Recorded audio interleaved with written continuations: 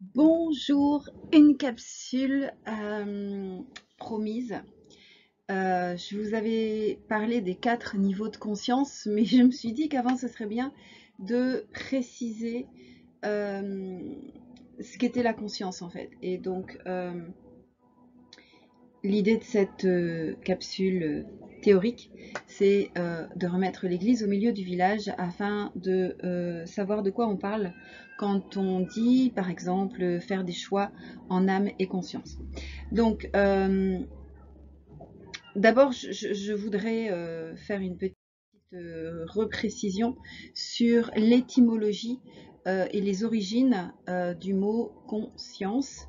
Euh, alors de façon très philosophique et psychologique, en fait, le mot conscience, que ce soit de ses origines grecques ou de ses origines latines, fait référence en fait à la capacité de, de s'observer agir.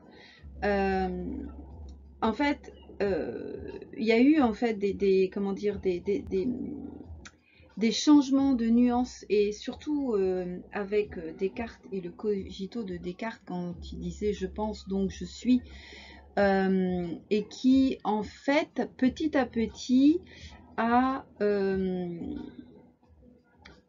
de façon subtile fait croire aux gens que avoir conscience des choses, c'était uniquement savoir les choses.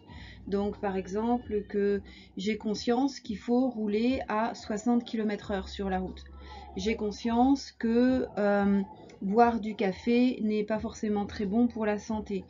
J'ai conscience que quand tu me parles, il est important de t'écouter. Donc, avoir conscience, parfois, c'est mépris pour une connaissance plus qu'une action et une capacité. Et en fait, euh, ce que je voudrais replacer, en tout cas, c'est dans ce sens-là que je vous propose cette capsule de prendre conscience qu'il est important de vivre en conscience, de reprendre en fait le terme de conscientia, cum scientia, donc avec connaissance de l'objet par le sujet. D'accord. Donc ici, si vous voulez, être conscient des choses, c'est être conscient de l'action, la conséquence euh, d'un phénomène sur nous-mêmes. Donc, en fait, on est vraiment, on est vraiment dans une dynamique qui se rapproche de ce que disait Marc Aurèle, à savoir les pensées pour moi-même, c'est-à-dire qu'est-ce que les choses me font et qu'est-ce que mes vécus ont comme influence. D'accord. Donc, à partir de là, l'idée, c'est d'être conscient de ce qui se joue de nous, c'est-à-dire de ce qui se joue à notre insu, sans que nous soyons présents à ce qui se joue pour nous. Alors, petit rappel rapide, j'espère, sur la neuromécanique et comment fonctionne notre cerveau. En fait, on a un événement. On va prendre l'exemple d'un embouteillage. On a un événement qui va être perçu par notre système. L'embouteillage, il y a de grandes chances que ce soit une perception visuelle, mais on pourrait très bien avoir une perception visuelle avec une perception auditive avec un gros freinage, ou même être surpris par l'événement parce qu'on était un peu dans la ligne. Donc, bref. Donc, nous avons des sens et notre cerveau va faire sens de ces sens pour amener une information au cerveau qui va être gérée, c'est-à-dire qu'on va avoir une espèce de gestion cognitive de cet événement. Cette gestion cognitive va être passée au crible. Alors on va voir dans un premier temps une gestion, surtout quand c'est très rapide, qui va évaluer de façon très automatisée si nous avons affaire à un danger ou si nous n'avons pas besoin d'enclencher ce qu'on appelle le syndrome général du stress. En tous les cas, on va avoir ce qu'on pourrait appeler une résonance cognitive. Une résonance cognitive, c'est quoi? C'est que cette gestion cognitive va aller se copier-coller avec une espèce de formatage qu'on a dans le cerveau. Ça prend quoi ça prend quoi comme image, comme effet? C'est que je vais avoir une réaction induite par cette résonance cognitive. C'est-à-dire que si par exemple dans mon système, dans mes habitudes, je considère que j'associe les embouteillages avec une perte de temps, avec un danger d'être en retard, couplé avec un enjeu très très fort sur être en retard, ou une intolérance au retard, ou une forte propension à considérer ce que les autres pensent de moi, une certaine lassitude si je suis habituée à vivre dans un endroit où il y a beaucoup d'embouteillages. Je me dis ok, allez, c'est reparti. Imaginons que cet embouteillage me fasse arriver en retard et que ce retard impacte un enfant que je dois aller chercher, mon enfant. Enfin voilà, il y a plein en fait de résonances cognitives qui font que l'événement vécu va être plus ou moins toléré, plus ou moins accueilli, refusé, rejeté, bref, je vais avoir une réaction. C'est pour ça qu'en approche neurocognitive et comportementale, on parle de stresseur, c'est-à-dire l'embouteillage, et de stressabilité, c'est-à-dire comment je réagis à ce stresseur. Donc la réaction que je vais avoir peut être de deux ordres.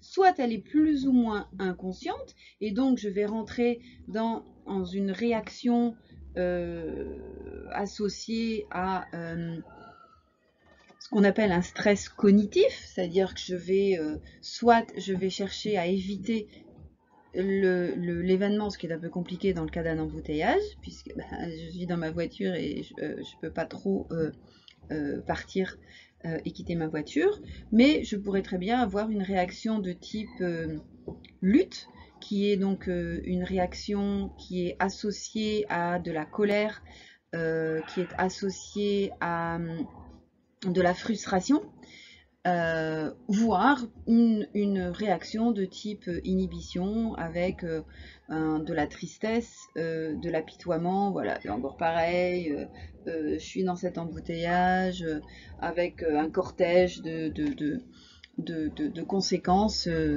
qui m'éloignent de ma sérénité, forcément, quelle que soit l'émotion vécue. À partir du moment où vous vivez une émotion de peur, une émotion de lutte ou une émotion de colère, vous n'êtes plus dans votre sérénité et vous n'êtes pas en conscience. Vous allez être avalé de façon plus ou moins importante par votre émotion.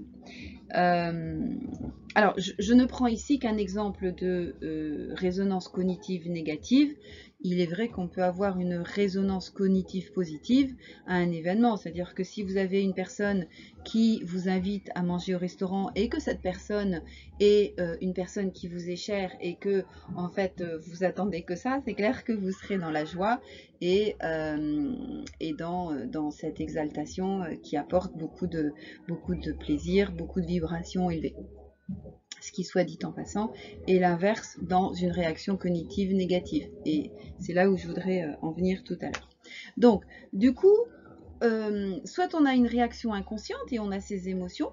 Après, ces émotions sont des informations, donc on va en tirer profit. Ou alors, on est avant d'avoir une émotion ou très très rapidement après la prise de conscience de cette émotion, on va être dans le questionnement.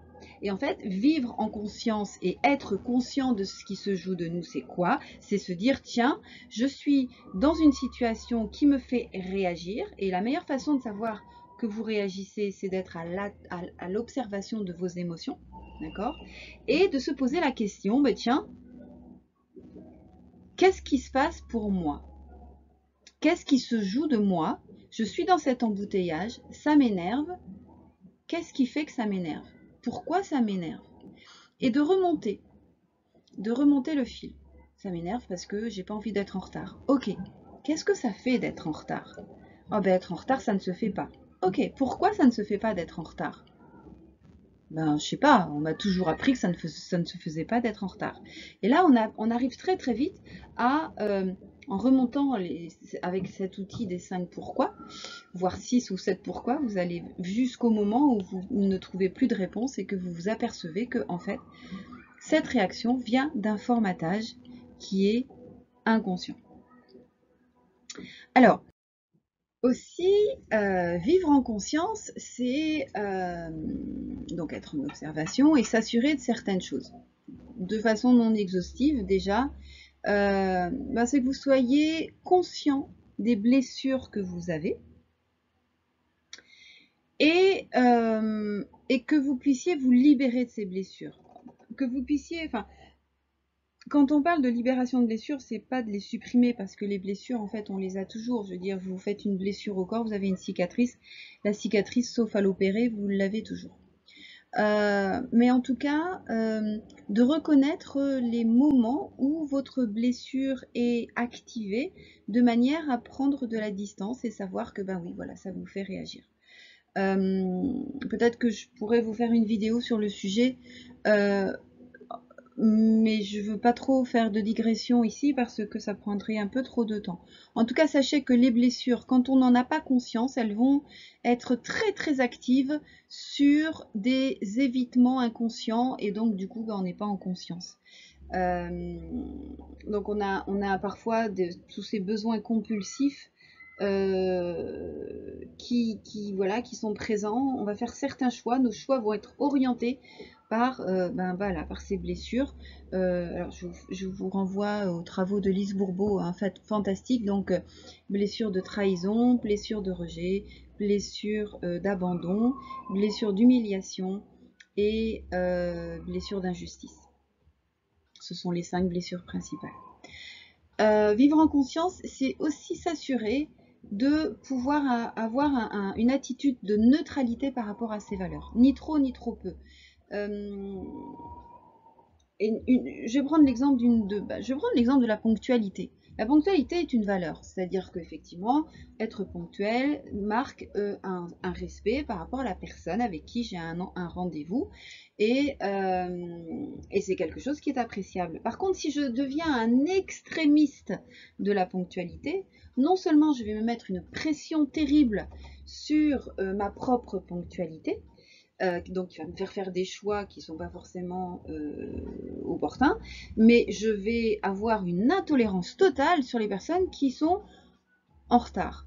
Et il n'est pas question de rejeter ces valeurs, mais c'est de se rendre compte que parfois, à force d'être dans l'extrémisme de sa valeur, on en devient soi-même non respectueux, parfois même de cette même valeur. Donc, ça veut dire que quand j'ai des valeurs, il ne faut pas que ces valeurs créent un comportement inconscient d'extrémisme sur mon attitude, mes comportements, mes choix.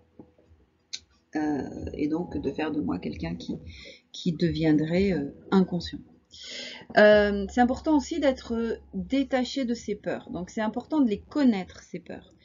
Il y a des peurs qui sont bien évidemment complètement normales, mais qui vont jouer une influence négative sur les choix que je peux faire. Je sais que par exemple, pour moi, pendant des années et des années, vous le croirez ou pas, mais j'avais extrêmement peur de déménager et de changer d'endroit. Ça a bien changé depuis.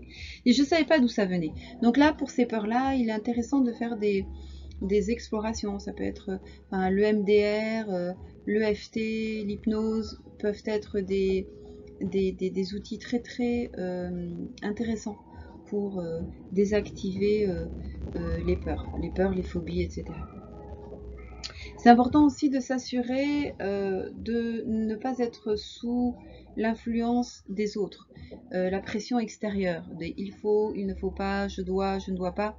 À partir du moment où vous allez entendre cette petite voix il faut, je dois, sachez qu'il y a une influence extérieure. Alors ça peut être une autre personne, ça peut être mon éducation. En tout cas, je ne suis plus en conscience. Quand je ne suis plus en conscience à partir du moment où je suis en pilotage automatique sur ce genre d'événement, sur ce genre de facteurs. Donc c'est important de garder son indépendance, son autonomie, son intégrité, voire sa congruence. Congruence, c'est je fais ce que je dis et je dis ce que je fais. Parce que parfois je peux affirmer être en totale indépendance, en total respect de telle ou telle chose, et en fait au final dès que je suis dans la situation, ben il n'y a plus personne. Donc je vous invite aussi à vous assurer de respecter les accords Toltec, un peu comme les 5 blessures de Lise Bourbeau. Les 5 accords Toltec sont assez intéressants. Juste pour rappel, que ma parole soit impeccable, que ce soit envers les autres ou envers moi, donc tout ce qui est blablabla sur les autres, mais aussi tout ce qui est parole dure pour moi et jugement par rapport à moi-même. Ne pas faire de suppositions, faire toujours de son mieux et ne pas prendre les choses personnellement. Et le 5e qui est soyez sceptique, mais restez dans votre discernement. Donc vous trouverez pléthore de littérature. Bref, vivre en conscience, c'est s'assurer que nous soyons dans une dynamique et assertive et évolutive. Assertive, c'est quoi? C'est d'être conscient de ses besoins et les faire respecter en cherchant à respecter la relation. Et puis, être dans une dynamique évolutive, ben, c'est de faire en sorte que nous œuvrions pour être une meilleure version de nous-mêmes et petit à petit de désactiver ce qui peut nous faire stagner ou ce qui peut nous faire régresser dans nos vécus. Alors, d'un point de vue très très pratico-pratique, face à un événement, je pourrais vous référer à ces questions. Voilà. Après, vous verrez que en prenant l'habitude de questionner ce qui est en train de se jouer, ben, vous allez pouvoir vous détacher de cette proposition de questionnement intérieur pour aller vers vos propres routines. Ce qui est vraiment super intéressant avec ces questions, c'est que quand on se pose des questions, on est forcément, d'un point de vue neurocognitif, sur ce qu'on appelle la gouvernance adaptative. Et donc, quand on est sur la gouvernance adaptative, on n'est pas sur une gouvernance automatique, et donc forcément, on s'ouvre à la conscience de soi et de ce qui se joue en nous. Alors, première question, c'est face à une situation, qu'est-ce que je pense? Quelle est la pensée? À quoi je pense quand je suis dans un embouteillage? Oh merde, encore un embouteillage. Ok. Pourquoi? Oh merde, encore un embouteillage.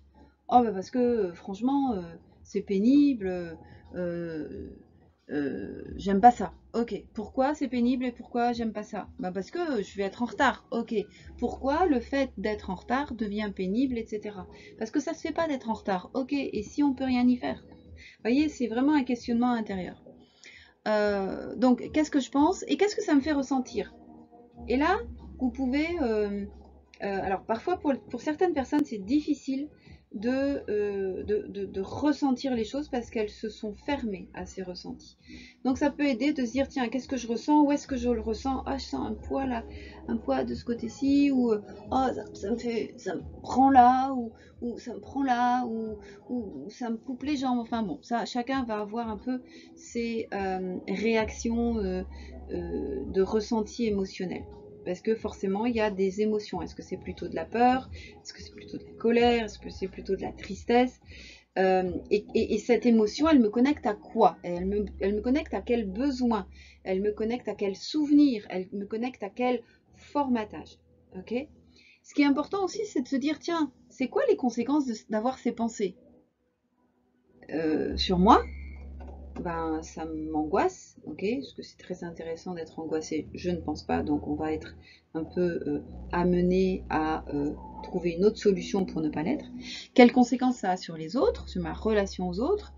Je me ferme des gens, du coup je ne veux plus voir les gens, ok, très bien, donc vous êtes dans l'évitement, mais ça veut dire que Vous ne travaillez pas sur ce qui a créé cette émotion et ce besoin de vous séparer, de vous couper des gens.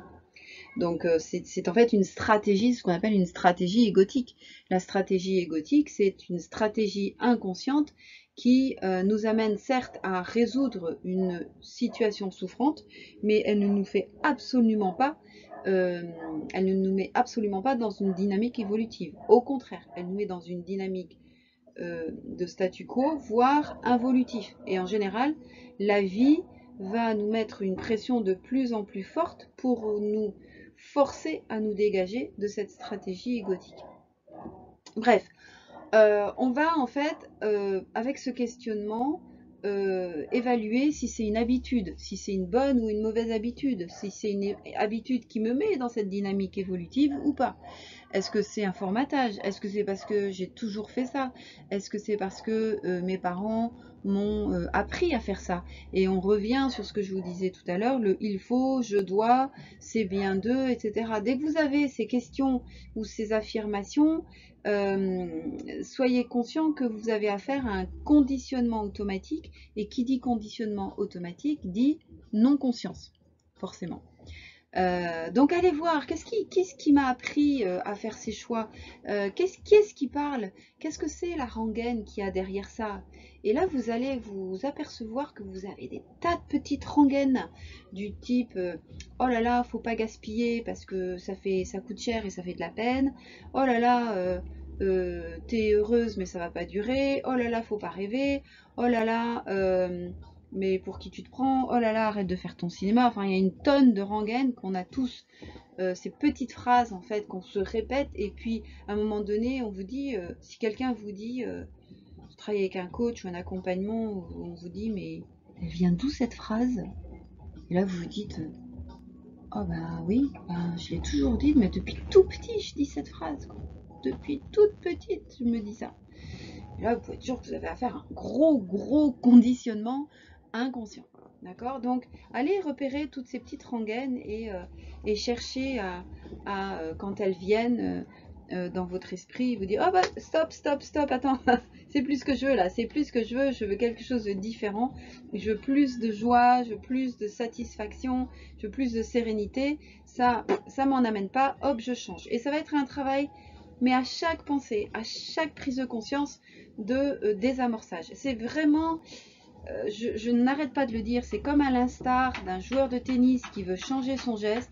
Il faut pratiquer pour désactiver le geste de la mauvaise habitude pour le remplacer par une nouvelle habitude.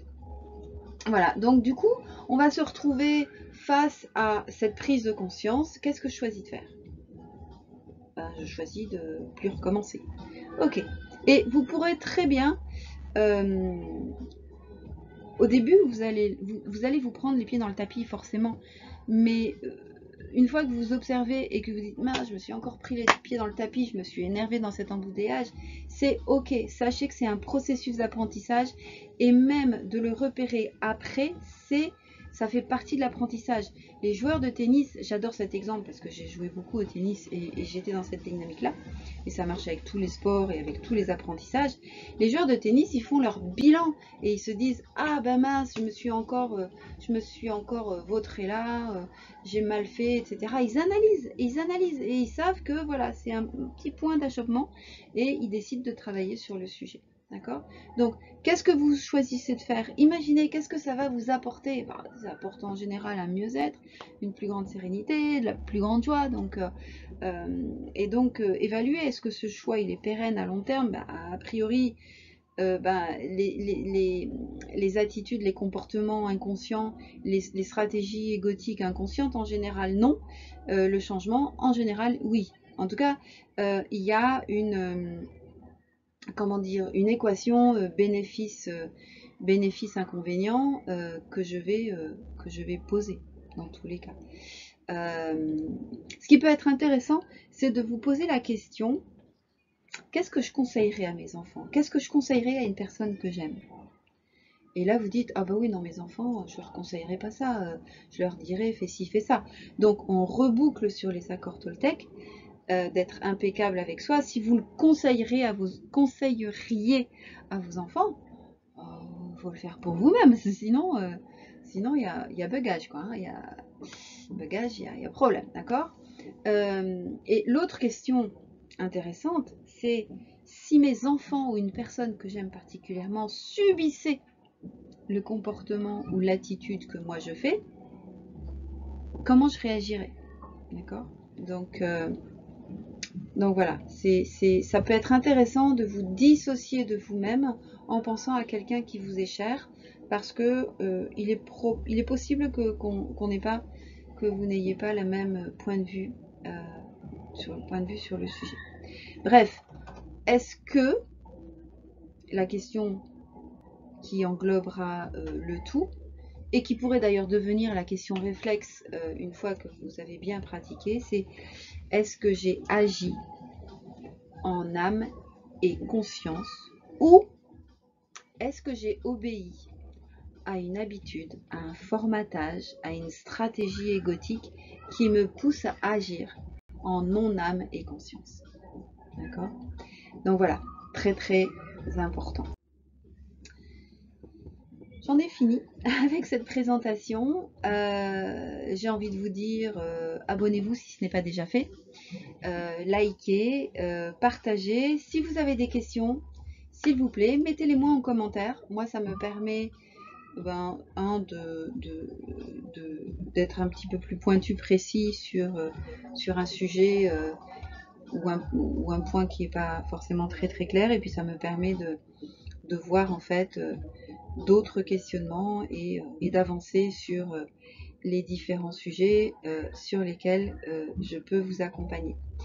De même, si vous voulez travailler sur une stratégie égotique particulière, sachez qu'il est possible de faire des accompagnements à distance, sauf si vous êtes à côté de là où j'habite, ce qui est possible. Et donc, ce sera avec grand plaisir. Et si vous êtes arrivé jusque-là, je vous remercie grandement pour votre temps et pour votre énergie. Prenez soin de vous. Open your eyes, ouvrez les yeux sur toutes ces stratégies égotiques qui peuvent vous empêcher de vivre en âme et conscience, de faire vos choix en âme et conscience. Et prenez soin de vous. Je vous embrasse très fort et à très bientôt.